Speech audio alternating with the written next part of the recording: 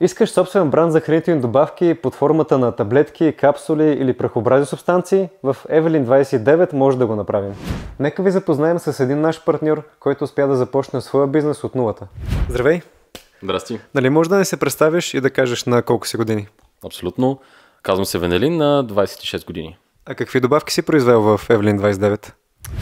Започнахме с добавки за стави, после започнахме с пробиотик и накрая започнахме да продаваме добавки за менструация. А къде и как ги продаваш тези хранителни добавки?